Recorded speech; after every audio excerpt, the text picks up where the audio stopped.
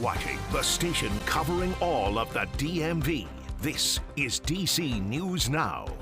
Hi, everyone. Thank you for joining us today for DC News Now at 9 o'clock. I'm Chris Flanagan. And I'm Susan Tran. Developing right now in the district. A triple shooting this afternoon leaves one man dead in Southeast. Community leaders say there's been a spike recently in crime in the neighborhood. And this latest shooting in Congress Heights really illustrates dangers for families in that area. DC News Now's Daniel Hamburg joining us live tonight here in studio. And Daniel, you have been looking at these numbers. What kind of trends are you finding here? Yeah, Susan and Chris, the past few weeks have been especially dangerous. And looking at just the month of May, we already have more homicides compared to May of last year. Community leaders want change now to prevent more violence. Monday afternoon around 2 p.m., officers found two men inside an apartment on 13th Place Southeast. One man was pronounced dead on scene, the other taken to the hospital with life-threatening injuries. Just a block north near Savannah Street, another man was found with non-life-threatening injuries. It's not something that you want to hear Memorial Day. This is a day for us to honor and remember those who lost their lives in service to our country, and now we have to deal with this issue right here in our backyard. ANC Commissioner Salima Dofo, who's also running for the open Ward 8 council seat, says there's a lot more work to be done. Increased lighting, keeping the community clean, having activities that we can involve our children in, providing more mental health resources, making sure that we can get our children engaged in constructive activities. DC police data shows as of May 23rd, homicides are down 8% compared to this time last year, and violent crime overall is down 22%.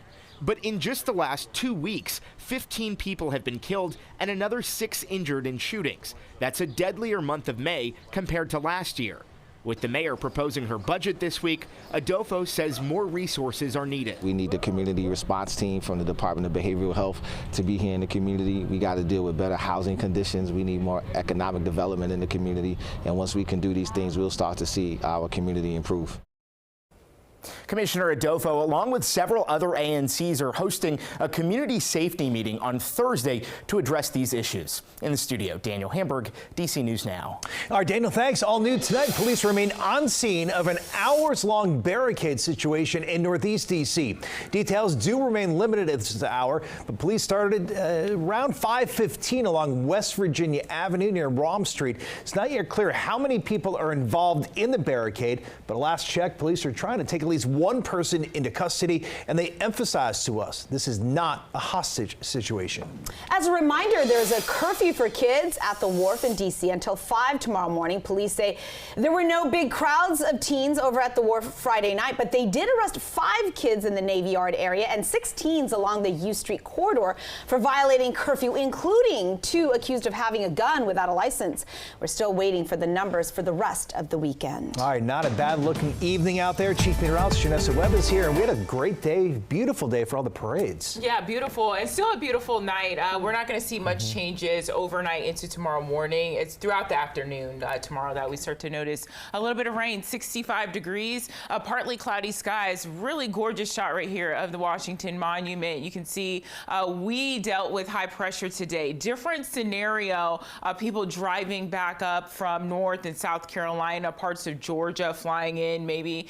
They have a big storm system, and then even northbound into New York City, parts of Philadelphia, a lot of cloud coverage, so we're kind of wedged in between. The winds are super light right now, 5 to 10 miles per hour. Humidity's down, so this was just a nice spring day across the region. 61 out towards St. Mary's, Waldorf into the lower 60s, and then you have 65 degrees for DC metro area. The farther west that you are from Woodstock, parts of Fauquier County, Rappahannock Valley, upper 50s. So it will be a cool night, but nothing that is, super bad across the region. We're pretty comfortable for this time of year. The rain showers are hovering across that Mason-Dixon line out towards Southern Virginia, and you can see all the clearing that's transpiring here. Overnight, we're a little bit on the cooler side, back into the middle 50s in most locations, even waking up to some sunny skies. Then the rain starts to move through, and it will be a solid 36 hours before that rain starts to let up. We'll time it out coming up.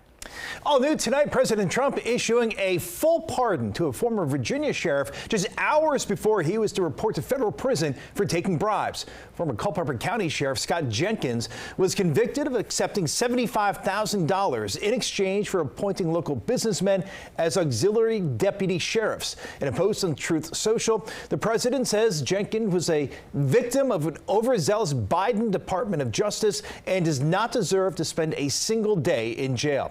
Jenkins was sentenced to 10 years in prison in March.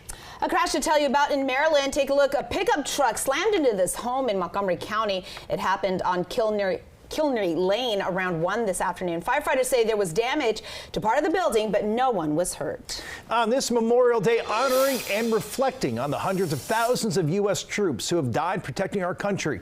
People came from all over to pay their respects at memorials in the district. That includes a moving rendition of taps at several war memorials. This one here on your screen is at the World War II Memorial on the National Mall. That's where we find DC News Now's Max Marcilla. Max, you were there when taps was played, and perhaps no one was more moved than the man who actually played it. Right, and that man, Chris, was Sergeant Major Matthew Byrne, and he says taps, at least musically, not a hard song to play, but it's very powerful, and it brings out a lot of emotions in him every time he plays it, and tonight he shared some of those emotions with us.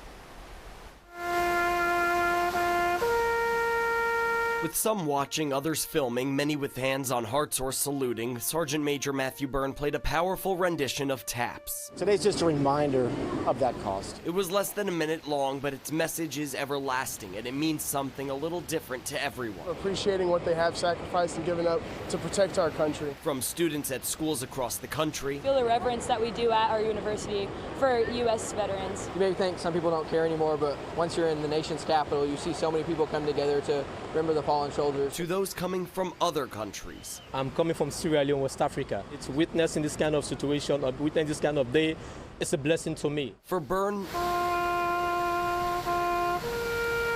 this is the easy part. It's always hard for me to talk about. I get choked up. You think about all of the sacrifices that people made. While Taps at the World War II Memorial was an emotional apex, this Memorial Day was full of honor in D.C. You look at the names and you see your reflection. From a ceremony at the Vietnam Veterans Memorial 50 years after the end of the war. You grow older, they don't. To the parade down Constitution Avenue, a chance to remember, thank, and honor those who gave their lives for this country. Now, Taps was played at 5 o'clock at this memorial and several others as well. Also, the future sites of the Desert Shield and Desert Storm Memorial and the Global War on Terrorism Memorial, both expected to open soon. Reporting live on the National Mall, Max Marcilla, DC News Now. Yeah, so moving there. Max, thank you. Meanwhile, the National Memorial Day Parade also marching right along National Mall. That parade traveled on Constitution Avenue Northwest between 7th and 17th Streets. It is the nation's largest Memorial Day parade and honors the men and women who have fought and died while serving our country. Over in Maryland, large crowds lined the streets in downtown Rockville. It's for its Memorial Day parade. Thousands coming out here to pay tribute to the men and women who made the ultimate sacrifice while serving the country. For some, it's a tradition that started when they were just children, and every year since it increases with significance. Family members who've served and working for the military myself, it just brings that much more meaning to who really gave for this country, who really cares about this country. This is the 81st year for the parade there. Over in West Virginia, people gathered at the War Memorial Park in Martinsburg. Veterans Affairs officials, they say 1 in 10 people in the state have served in the military, and that is the highest average in the whole country. One major concern for veterans, the mental health challenges that they face upon completing their tours of duty. The state has been working hard to get vets the care that they need, especially with the uncertainty surrounding potential federal cuts to veterans programs. And looking ahead, there are plenty of festivities happening during World Pride in D.C., including a jazz performance on Wednesday. The Different Drummers is playing at the Lamont Riggs Library in Northeast at 7 p.m. The concert is free. Then on Thursday, Mayor Muriel Bowser will raise a pride flag at City Hall. It was postponed due to rain last week. The flag will go up at 3:30 outside the Wilson Building. Coming up on DC